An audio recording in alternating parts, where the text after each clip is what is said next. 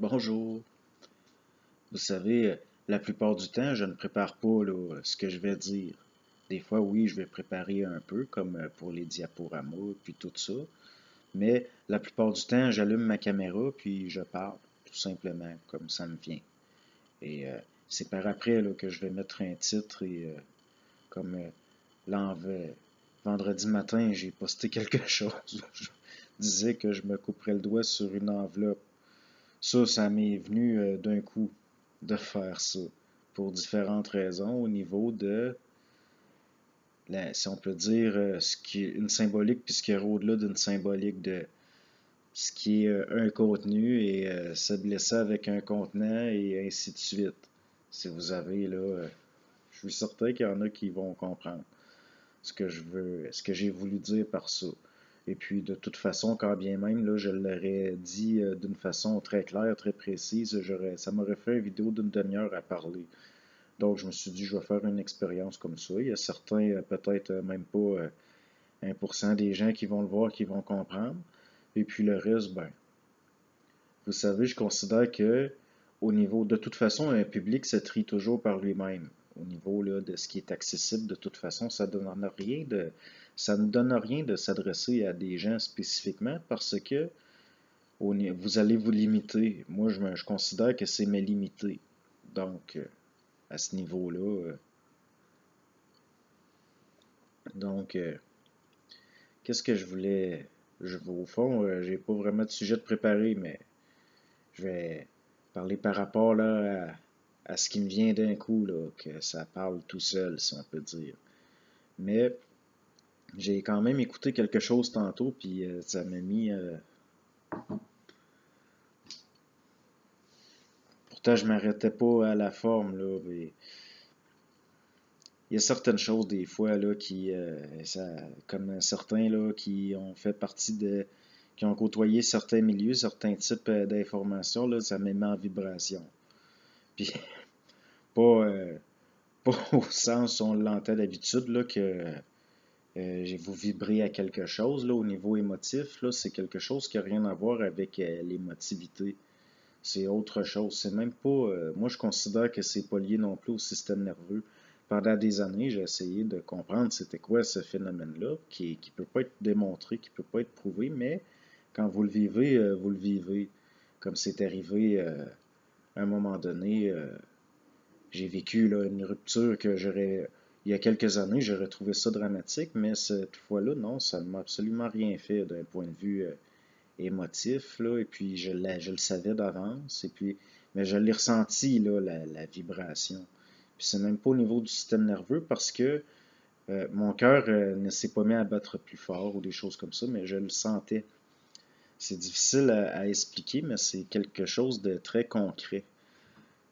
Une chose que je déteste avec ma tasse blanche, c'est que ça change l'éclairage. Il faudrait que, mais là, j'ai pas l'intention, je vais quand même pas me créer un studio dans mon petit bureau, là, et puis me mettre des éclairages de chantier. Non, ça c'est quelque chose d'autre qui est agaçant, c'est que je me souviens pas nécessairement de quoi je parlais. C'est difficile à concevoir, mais c'est comme ça. Donc, ah oui, je parlais le fréquentiel, le vibratoire. Vous savez, des gens vont parler du vibratoire, puis des fois je vais dire le fréquentiel, mais le fréquentiel est lié, si vous voulez, à une mesure. C'est à un niveau. Et puis, comme je vous le dis, là, ce que je dis là, ça peut passer. C'est certain qu'il y en a qui ne saisiront pas nécessairement. Non pas ce que je dis, mais ce que je veux dire. Parce qu'encore là, il y a une différence. C'est un peu revenir à l'idée se blesser avec un contenant. Et puis des fois, je peux passer pour quelqu'un d'intellectuel, mais moi, je ne me considère pas comme un intellectuel, mais vraiment pas du tout. Souvent, je vais lire un livre d'un couvert à l'autre, et 5 minutes plus tard, je me souviens plus du tout de ce que j'ai lu. Mais au moment où ce que j'ai assimilé peut être utile, là, l'information revient. Au niveau, là, un peu comme si on pourrait appeler ça des archives, mais qui sont en dehors de la conscience, mais qui sont là pareil. Et puis là, il y en a qui vont parce que ça correspond au niveau là, de mémoire archivée, puis ça correspond un peu à ce que certains appellent l'astral. Mais moi, vous ne m'entendrez jamais employer ce terme-là. Je n'ai plus, je n'ai pas envie d'employer ce terme-là parce que je considère jusqu'à un certain point que au niveau où je me situe dans ce que j'ai à dire, je ne peux pas employer ce terme-là. Je n'en ai pas jusqu'à un certain point. C'est pas une question de choix. Il n'y a pas de choix là-dedans. Mais j'ai pas envie de. Il y a d'autres termes aussi là, que vous ne m'entendrez jamais employer, comme par exemple les, des affaires des entités. Ça se peut à un moment donné que je trouve que j'en parle, mais autrement, ben, vous ne me verrez pas parler de rapport à des entités puis des choses comme ça, pour des raisons encore là qui sont liées là, à ma manifestation à moi, au sens de ce que je parle, de ce que je dis. Euh, et puis, il y a l'antitésation, ça peut aller très loin. J'ai vu des gens que ça allait jusqu'à frapper dans les murs chez eux. Ça, je ne me questionne pas, je ne l'explique pas, mais je vous dis, je l'ai vu. J'ai vu ce genre de choses-là. Ben, entendu, au fond. Mais bon, je pense que vous comprenez ce que je veux dire. Et des fois, souvent, là, il y en a, ils vont tomber tout de suite dans la polarité de la croyance. Parce que pour moi, la croyance, c'est un pôle. C'est un pôle du doute, si vous voulez. Le doute là, serait son complément polarisé. Donc, dès que vous entrez dans un pôle ou l'autre, là, on se trouve dans une forme de subjectivité, si vous voulez. Donc, j'ai de la difficulté là, à. Ce sont des choses que même je voudrais en parler, ça va bloquer. Ça va bloquer, j'arriverai pas à. Mais l'antithésation, là, ça peut aller très loin. Prenez par exemple, bon, des cas, là, des fois que j'ai vu que ça a complètement détruit des personnes. Et puis, cela ne veut pas dire qu'il n'y avait pas un phénomène réel là, de lié à ça. C'était pas nécessairement au niveau là, de ce qu'on pourrait appeler la psychopathologie, mais ça peut y mener. Ça peut y mener. J'en ai vu beaucoup de gens qui, aujourd'hui, là, ils sont l'ombre d'eux-mêmes. Ils sont l'ombre d'eux-mêmes. Pourquoi? Parce qu'ils croyaient, ou ils étaient polarisés, tiraillés entre un doute et une croyance, ou alors ils étaient polarisés dans un. Puis dès que vous êtes dans un pôle restreint, vous vous restreignez, puis que si en plus vous entretenez les deux, puis que vous sautez d'un à l'autre, là, vous êtes dans la subjectivité. Donc, moi, souvent, il y a des choses qui vont être abordées que moi, je n'y crois pas. Comme par exemple, mais je n'en doute pas non plus, c'est là où c'est compliqué à. C'est difficile à expliquer. Comme par exemple, les vies antérieures. Moi, je ne crois pas aux vies antérieures, mais je n'en doute pas non plus. Ça reste, pour moi, c'est des possibles. Et en parler, c'est de la métaphysique, si on peut dire, c'est-à-dire de la spéculation pure. Quoi qu'il y a des cas là, de rapporter de gens avec des phénomènes de personnalité multiple, c'est à se poser des questions.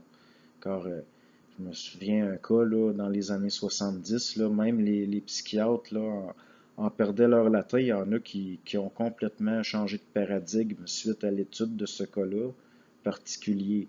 Mais encore là, ce que je vous rapporte là est lié à de la vieille information. Moi, je n'étais pas là. Je n'étais pas là, donc je ne suis pas dans l'assertion. C'est là au sens où je vous dis que de rester objectif, mais ouvert quand même, pour pas qu'il y ait encore une polarité. L'objectivité au sens du doute scientifique, parfois, c'est quelque chose qui restreint. C'est quelque chose qui restreint parfois. Donc, au niveau là, de ce qu'on pourrait appeler, entre guillemets, la science officielle aussi, j'ai jamais tombé dans un. Puis comme j'en ai parlé dans une autre vidéo, le culte de la science au sens d'une doctrine, au sens d'une idéologie, à un moment donné, ça devient quelque chose qui vient remplacer la croyance et qui est une croyance au fond, ça devient des croyances. Je pense que nous vivons dans un monde très étrange, au sens où une partie nous est étranger, c'est une partie nous est étrangère. Puis, comme je vous l'ai dit, à mes yeux, il n'y a pas de maître, il n'y a pas de culte, il n'y a pas de magie. Mais là, si je vous dis il n'y a pas de culte, c'est pas au sens où il n'y a rien de caché, il y a des choses cachées, mais ce sont des terminologies que, à cause de ce qui est charrié par ces formes-là comme termes, que je ne veux pas employer des termes comme occulte, justement à cause de ce qui est transporté par ça au niveau la perception des gens, et puis, bon, je considère que, et puis, qu'est-ce que je disais? Celle-là, là, le phénomène que je parle, mais je ne me souviens pas nécessairement de... Et puis, pourtant, je ne suis pas quelqu'un d'Alzheimer, là, ça n'a rien à voir, parce que quand réellement, d'une façon pragmatique, j'ai besoin de choses précises, de me souvenir de choses précises, là, ça vient. Ça vient tout d'un coup. Et c'est des phénomènes très étranges, mais il faut... c'est à force d'expérimenter avec ça, il y a eu un changement là, dans ma perception. Comme par exemple, il m'est arrivé souvent de perdre quelque chose et de le chercher pendant des heures, ce qui est complètement... mais à un moment donné, j'ai fini par me rendre compte que si j'applique une certaine autorité intérieure, au sens où je devrais avoir accès à ma mémoire quand j'en ai besoin, eh bien, c'est possible de ne plus avoir à chercher. À un moment donné, je cherchais mes clés. Il fallait que je parte. Et puis, il y a eu une époque où j'étais tout le temps très organisé, puis je m'arrangeais là, pour avoir chaque chose avant de partir là, longtemps à l'avance. Et puis, à un moment donné, je cherchais mes clés pour pouvoir là, barrer ma porte avant de partir. Et je ne trouvais pas mes clés. Puis à un moment donné, je me suis dit, ben là, je veux savoir où est-ce qu'elles sont. Puis intuitivement, je me disais, bon, ben à la dernière minute avant de partir, je vais les trouver. Mais ça me mettait en colère. Ça générait une colère chez moi. Puis c'est devenu une volonté, si vous voulez, d'avoir accès à ma mémoire, à mes archives. Et puis à un moment donné, j'ai dit, je veux savoir son où. Puis d'une façon autoritaire, très dure, là, au niveau intérieur, si on peut dire, là, si intérieur il y a, là, parce que l'intérieur existe par rapport au dehors, et puis ça crée une polarité. Moi, à mes yeux, l'intérieur et l'extérieur, il n'y a pas de séparation nécessairement. Mais comme je vous dis, il y a eu un phénomène, c'est que j'ai eu un flash, puis parce que ça a été suivi d'un vide après mental, il y a eu un flash et j'ai vu où ils étaient. Et par après, j'ai réutilisé cette technique-là au sens là, d'imposer comme un ordre. Je veux savoir où est telle chose et tout d'un coup, si vous voulez, là, comme une image, je sais c'est où. Immédiatement, c'est instantané. Instantané. Et comme ça m'invite à avoir à trouver, à chercher longtemps des choses. Là. Ça m'invite à les trouver aussi parce que je sais où est-ce qu'elles sont. Le chercheur n'est pas nécessairement un trouveur et ainsi de suite. Et puis, euh, des jeux de mots, là, ben, des jeux de concepts, si on peut dire. Mais c'est comme je vous dis, là, à un moment donné, il y a des phénomènes au niveau du mental qui dépassent l'entendement de ce qui est connu, de ce qui ne l'est pas. Un neurologue pourrait dire, ben là, c'est que au niveau là, d'imposer une volonté intérieurement, ça a servi de support, il y a un rebranchement synaptique qui s'est fait, parce qu'eux, ils rematérialisent tout.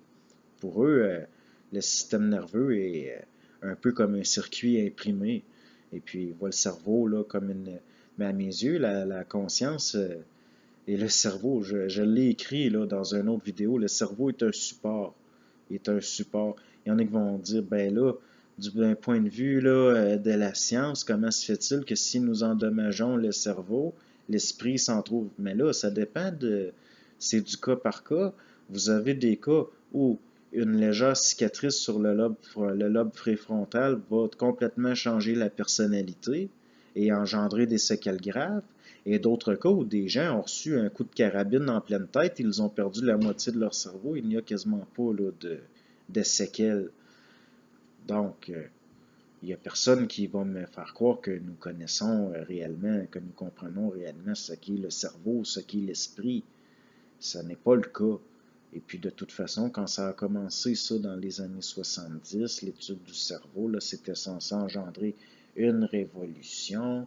Et c'est un peu comme au niveau là, du décryptage du code génétique humain, du génome humain, là, c'était censé engendrer une révolution. Et puis c'est là au sens où je vous dis que la science, il y a une certaine puérilité là-dedans si vous vous projetez trop au niveau d'une croyance, d'un culte de la science. Moi, je ne crois pas en la science comme un substitut aux religions, parce que je ne suis pas plus doctrinal ou idéologique que de spiritualiser. Comme par exemple, si je me mettais à parler de réincarnation, je considérerais ça comme de la spiritualité. Moi, ce que je vous dis, c'est que je ne sais pas au sens où je ne doute pas, je ne crois pas, ça fait partie des possibles. Et puis de toute façon, une chose que je sais, c'est qu'il y a de l'information qui circule, il y a de l'information qui circule, et puis les vies antérieures, ça peut être ça au fond. J'ai développé des aptitudes à jouer du piano, puis d'autres instruments, et puis il y a des gens avec qui je discutais, que j'aimais discuter avec eux parce qu'ils étaient... Il y a eu une époque où toutes sortes de personnes venaient chez moi pour discuter. Et eux, à leurs yeux, c'était lié à des vies antérieures.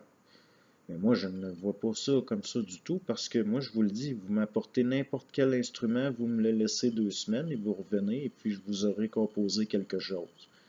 Et puis, c'est le cas pour n'importe quel domaine. Je n'ai jamais abordé un domaine sans finalement arriver à une certaine maîtrise, là. Puis si on se met à... S'il fallait que je me fie à l'idée des vies antérieures par rapport à ça, ça voudrait dire que j'en ai eu... j'en ai eu... je vais finir par croire que j'ai été toutes sortes de choses. Mais non, à ce niveau-là, c'est comme les facultés en dessin. Je pense que c'est lié à une habilité de synthétisation qui est liée à une faculté nerveuse.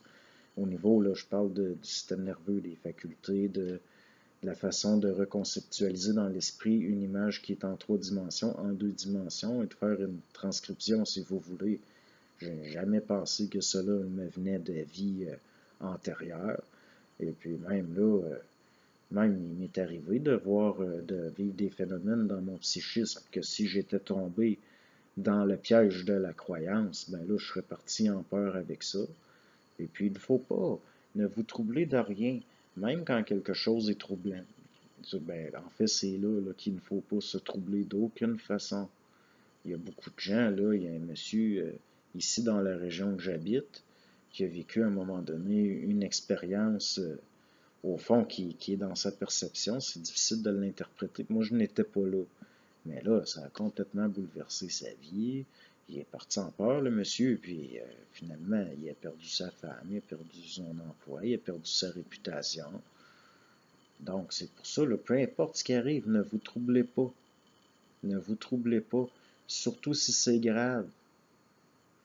À un moment donné, j'ai eu un accident, j'étais avec quelqu'un, il y a eu un accident de voiture, et il a fallu que j'apprenne, que je dise quoi faire, là, parce que moi, je paniquais pas. J'étais trop dans l'action d'observer ce qui se passait. Et puis là, je disais, ben là, il va falloir sortir par tel côté. Je voyais l'eau monter, et puis, mais l'autre personne avec moi était paniquée. Il y a des... C'est plus vous paniquez, quand vous paniquez, votre tête ne vous appartient plus.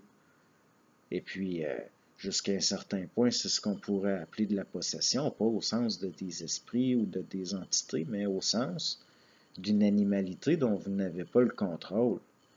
Si quelqu'un, s'il arrive quelque chose de dramatique, c'est sûr que c'est tentant d'être tentant. Ce n'est même pas une question d'être tentant, c'est quelque chose qui va se faire automatiquement, comme une programmation qui est liée à l'animalité dans l'être humain.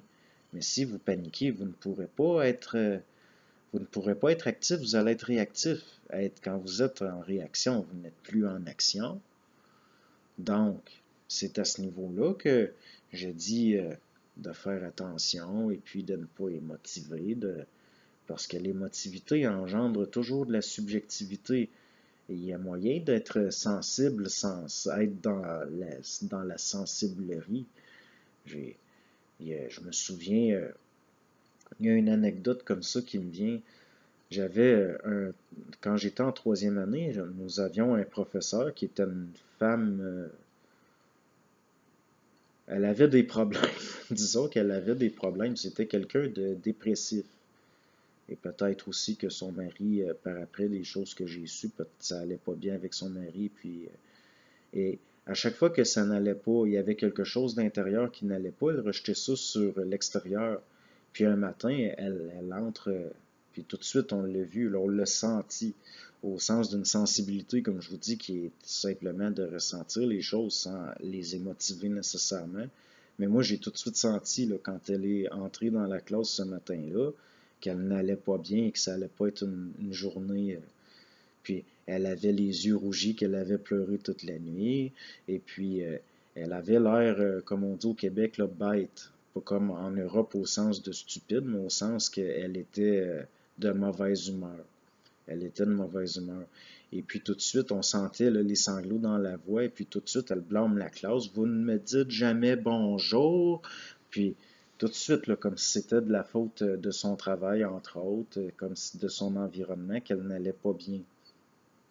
Parce que quelqu'un qui n'a pas de contrôle sur son intérieur, entre guillemets, va le projeter sur l'extérieur. Il va être porté à essayer d'exercer une forme de contrôle de compensation sur l'extérieur. Et puis là, je regarde autour de moi, tous les élèves étaient embarqués là-dedans, ce que moi je considérais comme une manipulation faite par instinct. Ils disaient ah oh, ben bonjour, puis on t'aime, puis on t'apprécie. Moi, je ne disais rien, j'observais les autres. J'étais beaucoup trop surpris par le comportement des autres qui embarquaient, si on peut dire, là-dedans. Puis, parce que moi, cette femme-là, elle ne m'était pas très sympathique. Je la considérais comme un cas de... C'est quelqu'un qui avait des problèmes. Et dernièrement, j'ai su, cette dame-là enseigne encore. Et puis, pourtant, il n'y a pas de, au niveau de l'imprégnation du mimétisme, il n'y a pas de mot pour dire à quel point quelqu'un sur des enfants qui sont justement à une époque de formation, de comment quelqu'un comme ça est nuisible. J'ai eu une autre professeure, c'était au début des années 80, elle avait les grands maîtres de bois et elle était portée à frapper sur les pupitres. Et puis, il y a des enfants, ils étaient tellement terrorisés, ils en urinaient sur leur chaise. Moi, elle ne m'a jamais fait peur. Et ben, j'ai tout le temps été comme au niveau là, des phénomènes par rapport à ce qu'on pourrait dire que je vous dis que les gens sont portés à s'endormir, à tomber dans des états seconds. Et mes premiers souvenirs par rapport à ça datent de ce qu'on appelle ici au Québec la prématernelle. La prématernelle, ce n'est pas tous les enfants de ma génération qui y sont allés, mais moi, mes parents ils en avaient la possibilité. J'ai été casé dans une dame là, qui, dans sa maison privée, au sous-sol, avait une prématernelle. Et la première chose qu'elle faisait quand nous arrivions le matin, elle nous mettait une cassette vidéo. Elle nous faisait écouter des vidéos et puis elle allait dans le fond de la classe et si mon souvenir est exact, elle fumait. À l'époque, c'était normal. Il n'y avait pas de... Ce n'était pas comme aujourd'hui. Eh bien, une des choses que je me souviens, c'est que dès que l'émission qui a été enregistrée commençait, tous les autres enfants tombaient dans une posture comme ça, puis la bouche ouverte, puis ils jouaient après leur lacet. Ils étaient dans un état second, là, les yeux vitreux, et puis moi, je n'étais pas porté à observer ce qui est enregistré, je regardais les autres. Et puis j'ai toujours gardé cette attitude-là d'observateur quand il y a un groupe de personnes et puis qui observent quelque chose. Je vais me placer de côté un peu en retrait pour pouvoir à la fois observer l'auditoire et ce qu'ils regardent, ce qu'ils observent. Parce qu'à mes yeux, c'est important. Ben, c'est important. Je n'aurais pas pu, euh, je n'aurais pas pu le verbaliser à cette époque-là que c'était important pour moi d'observer ça, mais tout simplement, c'est que ça m'apparaissait, c'était évident, là. Et puis, j'ai commencé de cette époque-là à me méfier un peu de la télévision notamment, et puis surtout quand j'étais encore jeune, là, assez un petit enfant, j'ai eu de l'intérêt pour ce qu'on a appelé la guerre du Golfe. Et je me souviens très bien, là, la petite Coétienne qui était allée pleurer, là, qui parlait les soldats irakiens qui avaient laissé des bébés sortis des incubateurs mourir par terre. Et je me souviens qu'à cette époque-là, j'y avais cru. J'y avais cru. Mais par après, quand ça a sorti que c'était faux, je n'ai plus jamais rien cru. Au sens où, pas que je crois ou que je doute, mais au sens où ce que je ne sais pas, je ne le sais pas. Je ne vais pas me polariser soit dans le doute et la croyance. Donc, quand Colin Powell est allé avec sa fiole supposément d'anthrax, je n'y ai pas cru. Je me souvenais des bébés coétiens. Je n'y ai pas cru. Et puis récemment, quand il y a eu supposément que M. Al-Assad, que j'appelle affectueusement bar à salade, aurait bombardé avec des armes chimiques encore, et puis je n'y ai pas cru. C'est peut-être vrai, je n'en doute pas non plus, mais je n'y crois pas. Je me dis, je vais attendre, nous verrons bien. Nous finirons peut-être par savoir, peut-être que non. Mais je reste très critique quand je vois quelque chose. Je sais jamais de ne... Non, ce n'est pas nécessairement une méfiance, mais je connais suffisamment l'être humain et les processus au niveau de sa perception, la façon de subjectiver certaines choses pour que à ce point-là, j'évite des panneaux, là. J'évite de me prendre les pieds dans certaines tranchées. Et puis souvent, comme je vous le dis, quand Colin Powell est arrivé avec sa fiole d'anthrax, moi, je n'y ai pas cru. Je n'y ai pas cru.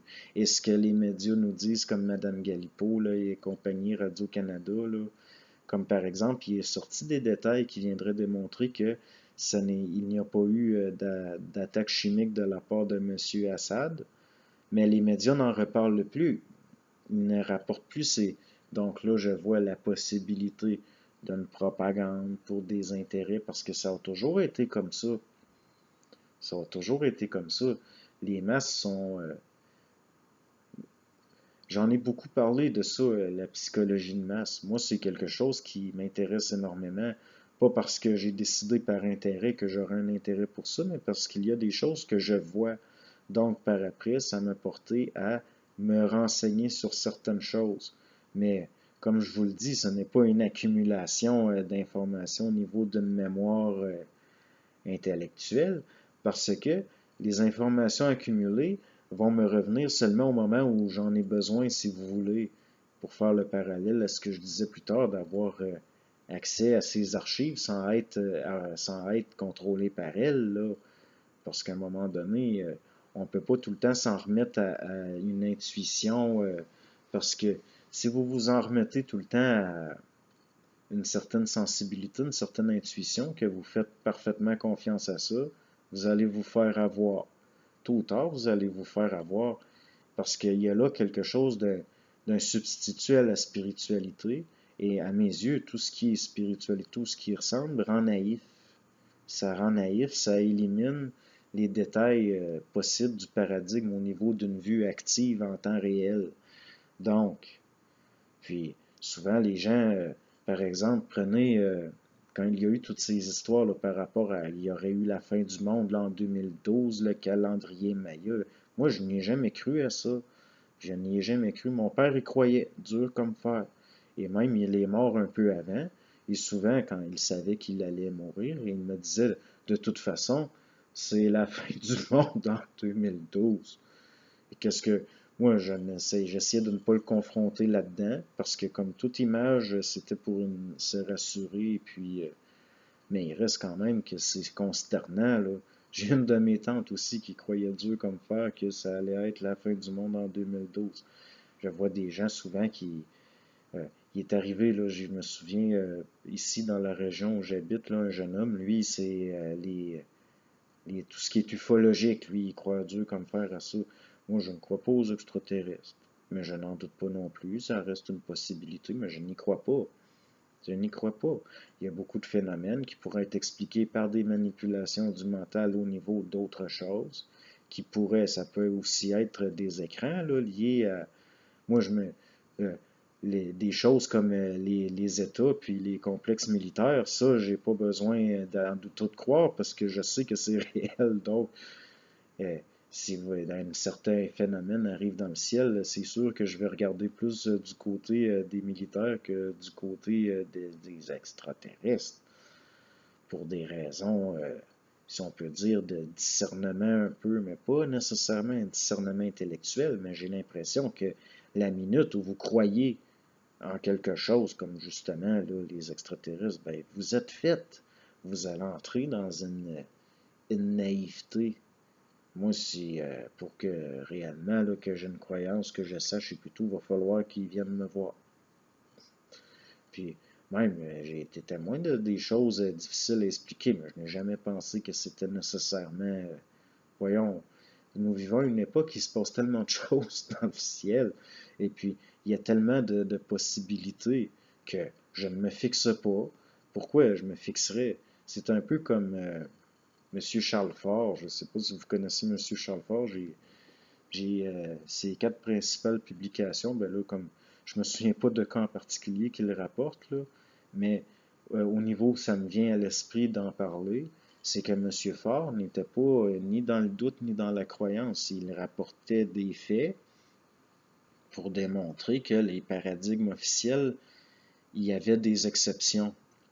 Les anomalies sont très intéressantes. Il n'y a pas. Moi, ce qui va attirer mon intérêt, me sauter aux yeux immédiatement, ce sont des anomalies. Par rapport aux paradigmes, là, les paradigmes qu'on nous enseigne, qu'on nous. Même rendu là, ce n'est pas un enseignement, c'est du conditionnement. C'est du conditionnement. Donc, c'est pour ça que j'insiste beaucoup par rapport à la programmation, le conditionnement, mais je ne me fixe pas dans une idéologie ou dans des thèses spécifiques. Il n'en est pas question. Je ne veux pas. Je ne veux pas. Mais M. Faure, ses ouvrages sont disponibles au Québec. Là, ses quatre plus importants. C'est quelqu'un qui écrit aussi de la fiction. Là, mais moi, la fiction, là, hein, non, certains faits, il y a certaines choses qu'il rapporte qui aujourd'hui sont expliquées, mais qui ne l'étaient pas à l'époque. Mais la vaste majorité là, de ce qu'il rapporte n'est pas, ce n'est pas encore. Donc, il y a pas comme je vous le dis, j'ai pas de mémoire. Probablement que ce serait inutile au niveau de ce que je suis en train de dire de vous amener des exemples spécifiques. Mais vous avez ces quatre ouvrages-là. Souvent, les gens connaissent surtout le premier, là, le livre des données, mais il y en a quatre. Et c'est intéressant de lire les quatre. De lire les quatre. Ne vous restreignez pas juste à un si vous avez de l'intérêt. Moi, je suis pas là pour faire la critique ou l'apologie des auteurs. Ça me vient à l'esprit, donc j'en parle. Mais il y a d'autres choses, là. Il existe d'autres choses au niveau que vous pouvez vous renseigner. Là, c'est vérifiable au niveau empirique de votre expérience personnelle, au sens où vous pouvez expérimenter pour voir par vous-même. Comme par exemple la suggestion mentale, ces choses-là. Vous pouvez expérimenter par vous-même. Puis au niveau, à un moment donné, je parlais que j'allais parler de la programmation nerveuse, comment avoir un meilleur contrôle là, de votre système nerveux. Mais moi, j'ai pas d'exercice à vous donner.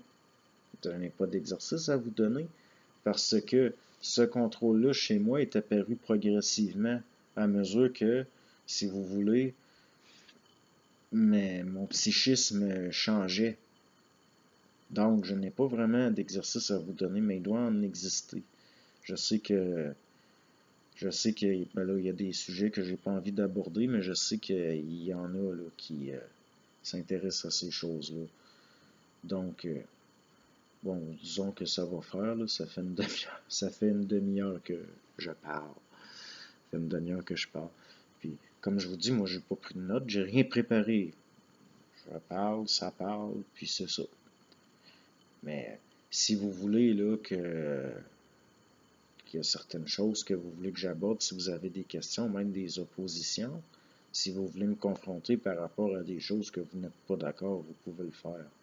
Parce que là, les commentaires, je trouve qu'ils sont complaisants. Vous êtes très complaisant, que vous êtes gentil. Que vous êtes gentil. Souvent, pour me confronter ou confronter des choses que je dis, on va m'écrire en privé. Mais il reste que je peux être subjectif parfois. Il peut arriver que bon, ben, il faut pas. Moi, je vais être reconnaissant. Si je vais être reconnaissant, si vous venez à bout de. Il y a pour Anna Hamilton Barnes. Anna Hamilton Barnes, par rapport à ce que je disais par rapport à M. Assange, n'était pas une infirmière au sens de la diplomation, c'est un professeur de yoga. Mais j'ai vu des documents où elle avait été présentée comme telle. Donc, mais j'aurais dû le spécifier dans ma vidéo. Ce qui est intéressant par rapport à M. Assange, c'est que pas longtemps avant d'aborder ce sujet-là, ça me disait qu'il allait revenir là, dans les médias, qu'il allait avoir quelque chose. Et puis on apprend que les accusations qu'il y avait contre lui en Suède, on a décidé de les abandonner. Donc, ça fait de M. Assange quelqu'un qui a passé à travers des épreuves et comme je vous dis, ça peut servir à le créditer, à le crédibiliser. Mais là, même encore là, moi je ne suis pas dans l'assertion, là. Je vous dis ça comme ça. Mais mon petit doigt me disait là, que ça allait. Mon petit doigt, moi. Et que ça allait. Disons que je savais là, que ça allait revenir dans les médias. Monsieur Assange allait revenir dans les médias. Bientôt. Par contre, ça arrive des fois qu'il y a de l'information à ce niveau-là. Ça arrive là, que je me suis fait avoir à un moment donné. Il m'était venu comme information que Madame, comment elle s'appelle, bon, une actrice là, que vous connaissez peut-être, je pense qu'elle fait même pas 4 pieds de haut, elle a les cheveux coupés carrés, des lunettes rondes, là. Madame Hunt, je pense qu'elle s'appelle Linda Hunt. À pas confondre avec Ellen Hunt, mais je pense que c'est Madame Linda Hunt qui a 70 ans passé, m'était venue comme information qu'elle allait mourir. Et ça n'a pas été le cas, ça s'est pas avéré vrai. Parce que ça devait survenir là, dans un. Puis ça fait quelques années de ça, puis ça m'avait surpris, j'étais pas de bonne humeur, mais là, à un moment donné, des fois, on est testé, même, vous allez être testé même dans votre mental au niveau de l'information, pour des raisons de développer du discernement. Donc, vous allez tomber sur des intuitions qui peuvent être à 80% vraies quasiment tout le temps, mais de temps en temps, il va y avoir de la désinformation qui va. Puis on dirait que c'est lié justement à un apprentissage. Que c'est lié à un apprentissage. Donc, moi, c'est pour ça que je me fie à rien, là, sur les intuitions qui me viennent, là, si je peux pas vérifier empiriquement, là, je fais très attention. Et puis, on se fait tout savoir à un moment donné. C'est comme par exemple, lorsque vous rêvez, lorsque vous faites des rêves là, très intenses avec des situations farfelues, vous n'avez pas l'impression que c'est une mise en situation pour tester certaines choses. Et puis, même la vie est ce qu'on appelle, à mes yeux, parfois nous sortons d'un rêve pour entrer dans un autre que nous pensons la réalité. Mais même la vie est une mise en situation comme si tout ça était expérimental et puis que nous étions étudiés. Mais même encore là, il ne faut pas considérer ce que je dis là comme de l'assertion. Là, on jase. C'est de. On jase pas jaser. Bon, ça va un peu loin, là, ce que je dis, mais peut-être que j'ai mis. Le pire, c'est placé pour à la fin. J'ai dû perdre du monde en cours de route. Ils sont allés voir des vidéos de. Ils sont allés voir des vidéos de skateboard, puis de. Euh, je sais quoi. Il y en a, là. Bon, disons que ça va faire. À un moment donné, ça va faire. Je ne sais pas si vous avez trouvé ça intéressant. Ou peut-être que, bon, c'est du cas par cas. Encore là, ça serait. Il faut pas là, que je réfléchisse trop, que j'essaie de percevoir ce qui est dit. Parce que sinon, là, je vais. Justement, là, je bloque. Je me rends compte là, que peut-être que ça va faire. Ça va faire pour aujourd'hui. Mais il reste que, comme je vous le disais, par contre, là, ça, si vous avez, si vous voulez, là, que j'élabore sur certaines choses, et puis c'est une question d'échange, là, moi, je suis pas là pour enseigner de quoi, pas là pour, comme non, c'est un échange. Moi, je suis très intéressé, là, au niveau d'un échange, et puis ça va toujours être quand même, là, égal, à égalité. Moi, je me considère pas comme au-dessus de qui que ce soit. Et puis, même, il y aurait peut-être possibilité si il y a un intérêt. Moi, ça ne me dérange pas de faire des lives. Ça, on pourrait faire des lives et puis, ou même, là, si vous voulez jaser par Skype, je verrai mon emploi du temps. Il y a toujours moyen de que ça se fasse, possiblement. Il faudrait peut-être que je fasse une boîte courriel spécifique pour ça. Et puis, ben bon, on va commencer par le début. Je suis un nouvel arrivant. Fait que je vais essayer de m'intégrer d'abord et avant tout. Puis, bon, ben là, bonne journée.